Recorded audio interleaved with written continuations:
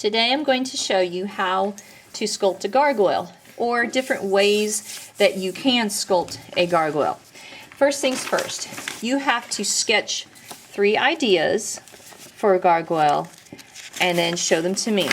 In my classroom, you have to sketch a combination of 2 or more creatures together. It doesn't have to be a really nice sketch, a sloppy copy, and that's it. Then after you show me your sketches, I will give you a slab of clay about the size of a large brownie, and then you'll begin.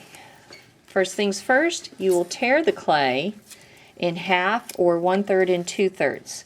One of these will become the body. To do the body, you'll kind of form it into an egg shape.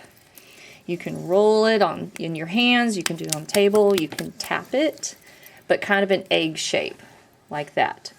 Second step, anytime the clay is thicker than 1 inch in diameter, you have to hollow it out. So I've got some dental floss here, and I should have dental floss in all of the tool buckets on your table, but if I don't, come see me and I will give you some more. But if you see these strings, they're not trash.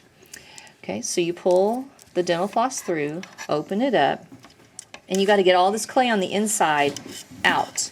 The easiest way to do that is to take one of these paper clips with a hook on the end and kind of scoop it out like that, and save that clay because you can use that for details later.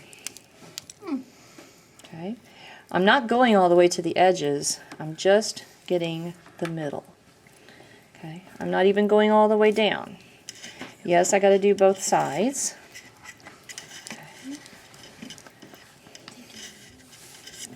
Like that. Okay. Alright, so there's that. Okay, so after you get the 2 ends hollowed out, you have to score, which means shallow scratches. Okay, like this. You can use the paper clip to do that, or these tools are in there too. This is a scoring tool. It scores really fast, like that. Okay. All right. Then you take some slip, which is just clay and water, and it's also your glue. You put it on there and then press and wiggle. Now I just made a giant air bubble in there, didn't I? What is air is oxygen, right? Mostly? Yeah. Okay. What happens to oxygen when it gets hot? It expands. It expands. It doesn't explode, it expands. Okay? So eventually, before I turn this in, I will have to take a paper clip and poke a hole in it so all that air on the inside has a way to get out. Because the clay, what happens to it when it gets really hot? It expands too. No. It expands. Yeah, in fact, it shrinks a little bit. So if that air on the inside doesn't have a way out, okay, it makes a way out. So don't let that happen to you. Anyway, how I blended it back together is I wet a finger and then I just erase. I erase the crack that was there. Sometimes people have a hard time doing that. They're like erasing, and there's still a line. Well, in that case, just take some slip and rub the slip on there. Okay? So now I've got a body. So now I can start doing the head and the neck. So I can start squeezing this into kind of a wing, being like a chicken wing, like that. Tap, tap, tap, and there we go. Then I can start sculpting a head. So if I want something with a snout, you know, like this one, or like this one, okay, I would roll a sphere. Okay. And then I would pull. Did you see how I wet my fingers? I'm sliding my fingers off and it's going to start making a snout like that. If I stay on one side, it starts to make almost like eye sockets like that. Your hands are your most important tool. Then I can use the tools to add other details. Like I can use this one and do the eyes. Because, you know, you don't want to just poke a hole for an eye. That looks so elementary. Yeah, it's just kind of cartoony looking. So the more details and features you can add, the better. Now this looks kind of silly, but if I want to make him look more sinister, then I could kind of press down on the eyes, and then you can get a little more. Yeah. Okay. All right. I kind of like this ridge. Sometimes you get things that happen and you think, ooh, I like that, I'm going to keep it. So I like that ridge that happened. I can also open the mouth by taking the paper clip and sliding it through like that. Okay. And then you can open it up. Some people like to put tongues and teeth and, you know, things like that. Okay. It does look like a duck. I'm going to put some nostrils. Again, all those little bitty details are going to make it look more secondary. Okay? All right. And again, anytime you put two pieces of clay together, you have to score, slip, press and wiggle. Okay? So, like that. Okay? If I do it right, I should be able to hold it and it stays on. Okay? All right. If you don't score, slip, press, or wiggle, things will just fall off. Trust me. And my alumni here, you know that, right? Yeah. Okay, so to make arms and legs, if you're going to have the gargoyle kind of sitting up, like this one, then you would just make arms by rolling coils like this, and then you can cut them in half. And to make hands, you know, you don't want to leave it like that. You know, let's get a little more detailed. So kind of pinch the end and then cut fingers. Okay, so you can cut a thumb like that. You can even cut more fingers if you want. Okay. You can form gestures like thumbs up or something. Keep the gestures appropriate, please. All right. And then, of course, you would score, slip, press, and wiggle. Okay?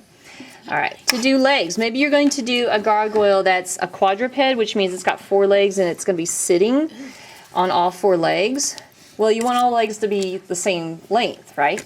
So, again, roll your coil out. Okay, like this. Not too thin, because then it won't support the weight. So I'm going to cut it in half, pull them side by side, cut them in half again.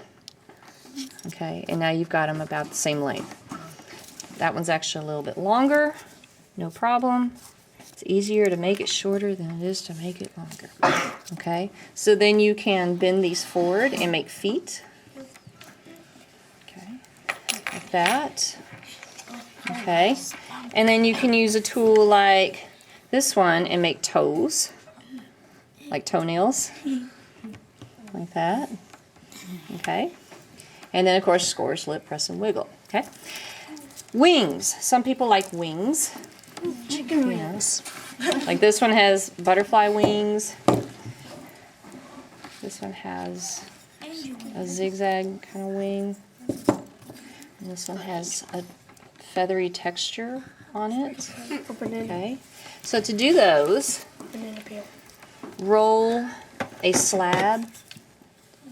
Okay. And when you roll these slabs, roll, flip.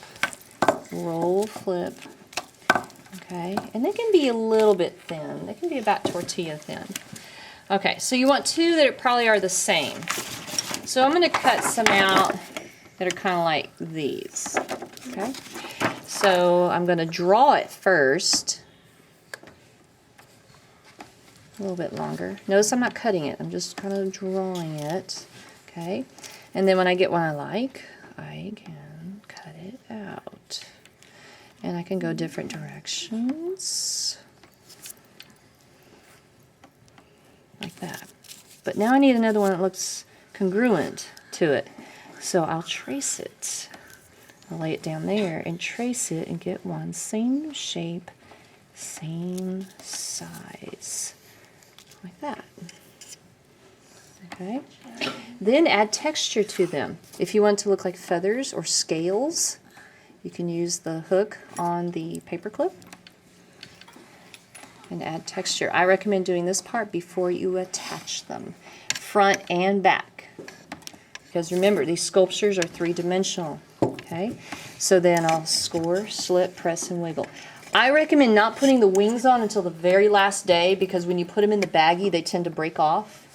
So you're going to have to make this gargoyle a little bit like Mr. Potato Head where you make the pieces, but don't put them together until the very last day. Not unless it's going to be something that's really, really short, okay, and stay, all right? All right, some other things that people do, they like taking this tool that has kind of a right angle on it, and they'll make spines like that. Because remember, don't sculpt just the front, sculpt the back, sculpt the sides. Okay. Okay, so like that. That looks kind of cool. Okay, and then if you get cracks or bumps on here, again, use your slip jar and erase them out. Really smooth it out. That will be part of your neatness grade. Okay. All right. Anything that you need? Oh, I know. This one. Okay. How did I almost forget? Okay. If there's any dried up clay in there, you may have to get the tools and scoop that out. And if it's really, really dry, you can just put it in the slip jar and let it reconstitute. Okay. But how this works is you would take clay, put it in the pocket, and then like that, and then you would pinch it off, and then you score, slip, press, and where you want it to go. Okay. Now someone usually asks, do I have to score and slip this? No, it's kind of already scored and textured, so you would score, slip on here instead. Don't make these too long because as they dry, they tend to start breaking off. Okay.